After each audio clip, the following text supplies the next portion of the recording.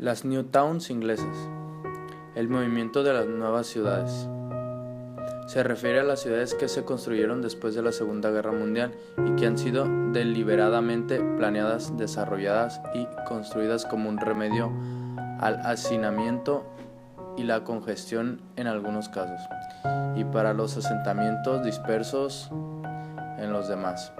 La razón principal pues era la de descongestionar las grandes ciudades industrializadas, el realojamiento de las personas en ciudades nuevas, recién construidas y totalmente planificadas, que eran completamente autosuficientes y se proporcionaban para la comunidad.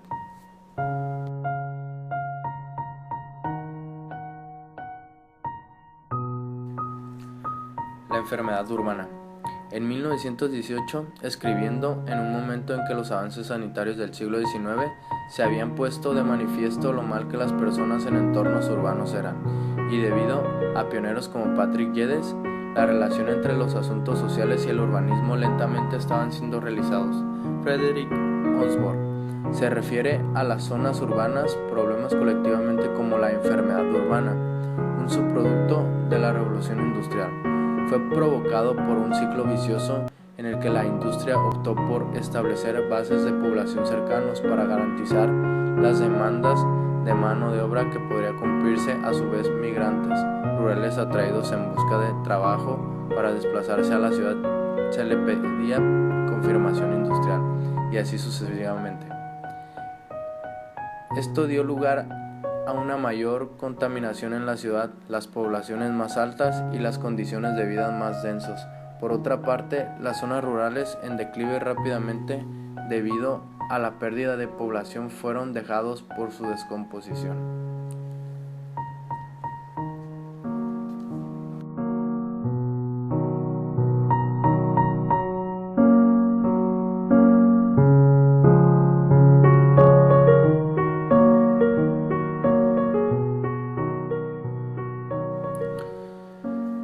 Por otra parte, no hubo potencias en lugar de detener las familias prósperas en movimiento para abrir espacios, o de la industria que crecen en los centros.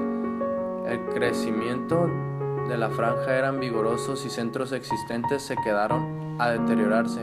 En consecuencia, los que se trasladaran a los nuevos suburbios marginales para escapar de la congestión eran de hecho reforzar el proceso mismo que causaron su desplazamiento. A pesar de las aspiraciones de la dispersión de grandes ciudades, son tan viejos como la revolución industrial en sí. No fue hasta 1817 que las primeras comunidades modelo fueron propuestos por el reformador social Robert Owen para hacer frente a las ciudades superpobladas. Inspirado por John Beller's 1695 propuesta para un colegio de industria, una colonia para los pobres que permite a las personas desfavorecidas para trabajar y sus hijos a ser educados. Owen propuso pequeñas comunidades independientes de unos 12 centenares de personas. Dependen de la agricultura, pero con un poco de otra industria.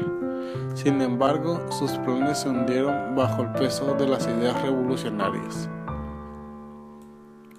Otras ideas de la comunidad modelo continuaron surgiendo, pero fueron cada despedidos debido a la percepción de que eran poco convincentes como empresas comerciales. Entre el año de 1946 y 1970 se crearon y se fueron construyendo las nuevas ciudades inglesas, a las que también le llamamos las New Towns. En este rango de tiempo se clasificó como generaciones, o también le podemos llamar olas. En la primera ola se ayudaba a aliviar la escasez de viviendas después de la Segunda Guerra Mundial, más allá del cinturón verde alrededor de Londres. En esta se construyeron las primeras 15 ciudades nuevas. En la segunda ola, que fue a partir del año de 1961 a 1964, se crearon 8 ciudades nuevas. Se inició asimismo a paliar el déficit de vivienda. En la tercera y no menos importante, que fue a partir del año de 1967 al cierre 1970, se permitió el acontecimiento adicional y se crearon 9 viviendas. La tercera y última oleada de las ciudades permitió el crecimiento adicional principalmente más al norte de los últimos Londres, nuevas ciudades. Frederick J. Osborne nació en 1885 y pasó gran parte de su vida discutiendo el caso de las nuevas ciudades. En sus 30 años de edad, después de conocer a Howard a través de su trabajo en la cabaña Sociedad Howard, que llevó a la campaña de Ciudades Jardín, a pesar de que se denominaban ahora las nuevas ciudades.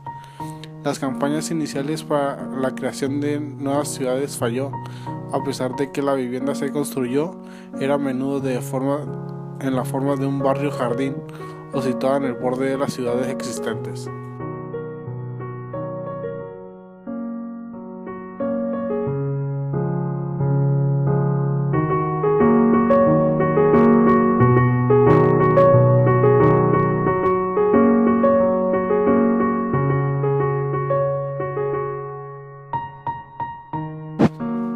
Chamberlain, en 1938, como nuevo primer ministro, asigna una comisión real presidida por Sir Anderson Barlow en la concentración urbana de la población e industria.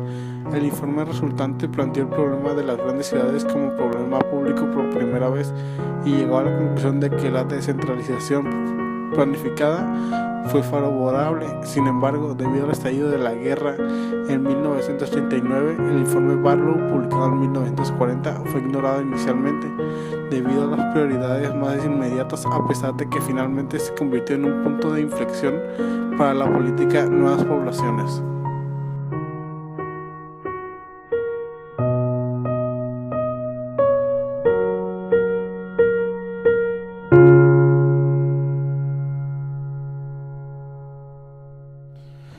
Iniciativas de reconstrucción de la posguerra vieron nuevos planes elaborados para Londres, que por primera vez abordado el tema de la descentralización. En primer lugar, el Condado de Plan de Londres de 1943 reconoció que el desplazamiento de la población y fue necesario el empleo si la ciudad iba a ser reconstruida a una densidad deseable. Por otra parte, el Plan de Londres de 1944 fue más allá al sugerir que necesitarían más de 1 millón de personas a desplazarse en una mezcla de suburbios satélite, pueblos rurales y ciudades nuevas existentes. El movimiento de la nueva ciudad se derivó del movimiento Garden City, fundada por Ebenezer Howard a finales de 1800, como una alternativa a las ciudades industriales. Estas contienen esencialmente todas las ideas y conceptos originales de Howard, pero van más allá mediante la adaptación al contexto de la época en el que fueron construidos. Se podría argumentar que esto hizo nuevas poblaciones más fáciles de lograr que las ciudades jardín.